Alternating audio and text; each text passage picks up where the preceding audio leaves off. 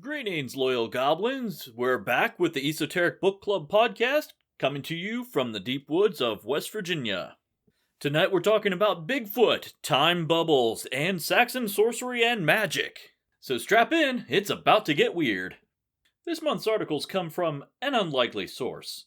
The Backwoodsman magazine, muzzleloading woods lore, survival, history, homesteading, self-reliance, and primitive living skills. These two articles come from the March and April 2020 release, Volume 41, Number 2, so it won't necessarily be available on newsstands unless it's a back issue at this point. So let's jump right in. The first article is entitled, Casting Sasquatch Footprints. The author admits that he personally has never found a Sasquatch footprint, but he still carries around a casting kit just in case. According to the BFRO, the Bigfoot Field Research Office, the FBI declassified a file in 2017 that chronicles 5,200 sightings all the way from Washington state down to Florida.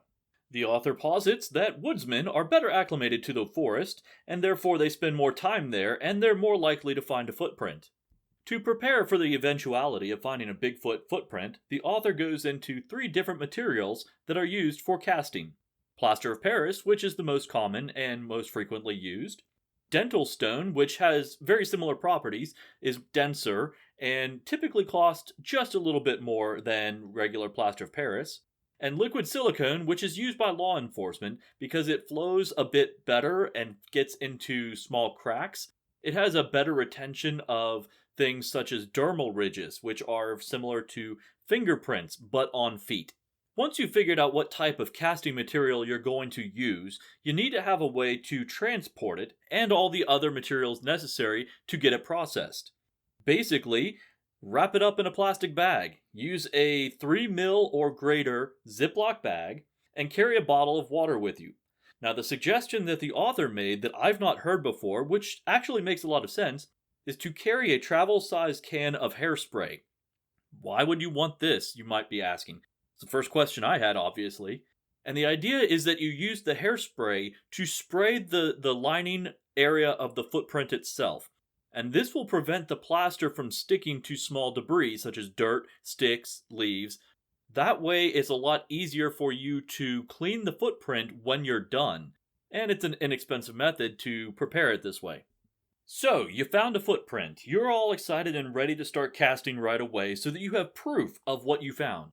Wrong. You do not want to immediately start casting this. The first thing that you want to do, according to the author, is take photographs. If the plaster cast does not turn out, and you damage the footprint in the process of making this cast, you want to have some sort of evidence remaining, just in case.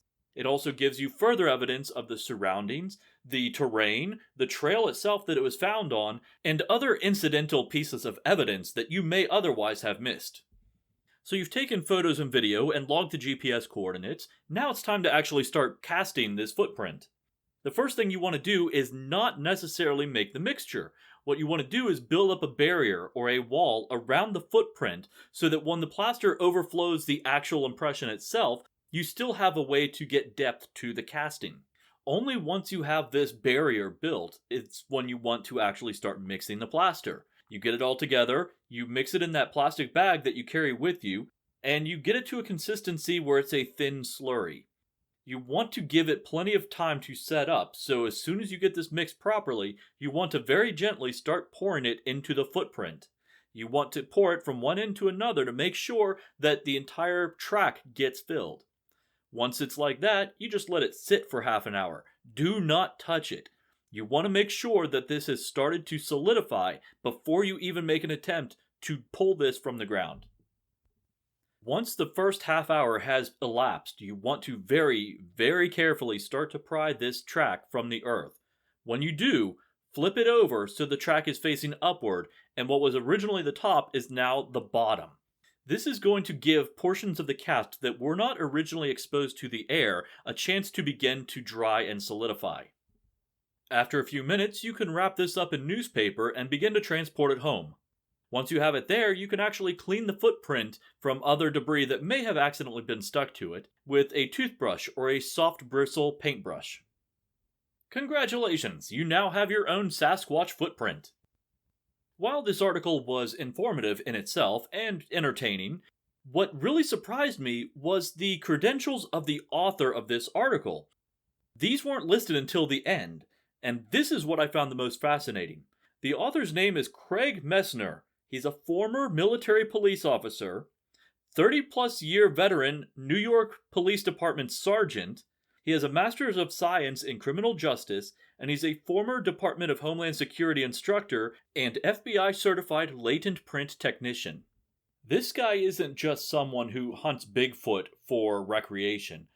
He knows exactly how to cast prints and gain evidence from tracks. He is an expert with many, many years of experience, and that's what really stands out to me about this article. This is not some layman. This is a professional lawman who is providing this information to us. In my opinion, this article is worth the cost of the magazine by itself. But wait, there's more.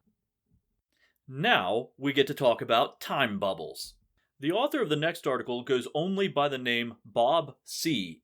And before I go into it, I want to preface that this article is not the best written, but it does lend credence to the idea that this is a first-hand account and a series of understandings and beliefs held by an individual who is not an expert in the field. This is an average guy who's writing in with his understandings, beliefs, and everything involved in these experiences that he has had throughout his lifetime.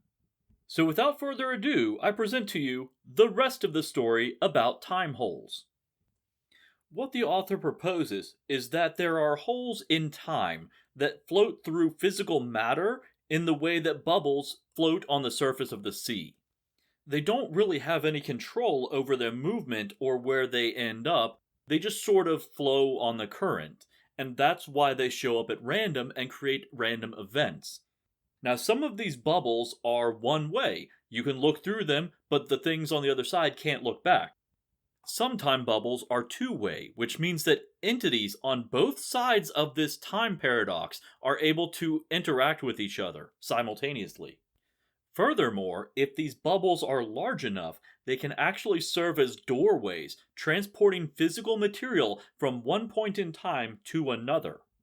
The author uses this basic premise to explain everything from Grandma's missing sewing shears all the way to planes disappearing in the Bermuda Triangle. At one point, he even philosophizes on the concept of time itself. He says that without the Earth circling the Sun, there would not be a year, and without the Earth rotating, we wouldn't have a day and night cycle. When you think of it like that, it's pretty interesting how this concept of time is really just a manifestation of how we interact with the universe around us. When it's broken down to its material components in this way, we see that time is ultimately arbitrary. When viewed in this light, the barrier between space and time suddenly becomes very, very thin. But this is all just background information that the author uses to explain his first-hand accounts. So let's take a look at one of these accounts. This is just one of the three that he has listed in the article, and this is the one that I find the most interesting of all of them. When he was a child, he was in study hall in school one day. He, along with a bunch of other students and the teacher of the classroom, saw a luminous fog cover the third-story classroom window of his schoolhouse. When it fell away, the buildings that they could see outside were replaced with cabins and horse-drawn carriages. He said it was as if he were looking at his town as it existed 100 years in the past. After a few minutes, the windows were obscured again by this luminous fog. When the fog cleared, his town was back to normal. This was not an isolated event that happened to an individual. It involved multiple people of various ages. While it doesn't prove that the story was true, it does help add a little veracity to the account. Like I said, this is just one of the three stories that are in this article. The other one includes a pair of ghosts at the top of the stairs, and the third may or may not include a dinosaur. I'll let you discover that one on your own. If you would like to read all of these articles, I'll post a link in the description below. Now, hopefully if I edited this correctly, you can't really tell that there's a break in the action. In fact, I had most of this recorded, and I backed out of the program and accidentally deleted well, pretty much everything about this book. So without further ado, let's try this again. For the second time tonight, I present to you a Handbook of Saxon Sorcery and Magic, Wordworking, Runecraft, Divination, and Wart Cunning by Alaric Albertson, published by Llewellyn. This is a hefty book weighing in at 346 pages and 3 appendices. But bigger doesn't always mean better. In this case, it actually means more variety. Alaric tackles many topics on Saxon sorcery, and he actually begins all the way at the beginning with the nature of magic, the tools necessary, and the alchemical components used in its process. At its very foundation, Saxon sorcery is composed of 9 separate aspects of power. You'll notice that 9 is a recurring number. It's a number of power in Saxon mythology and belief systems. Odin himself hung from the world tree for 9 days in order to gain the knowledge of the runes. There is a famous poem called the 9 Herbs Charm from Saxon England, and as such, Alaric is using that recurring number to break down the aspects of magic. Those 9 aspects are the leech, or body, huya, or thoughts, vila, or willpower, vod, inspiration, mod, self-identity, mayor, spiritual strength, hama, the astral body, muna, or memory and emotions, and the fetch, who is basically a guardian spirit. Those of you who have done research into witchcraft may have noticed that the fetch is the predecessor to the witch's familiar.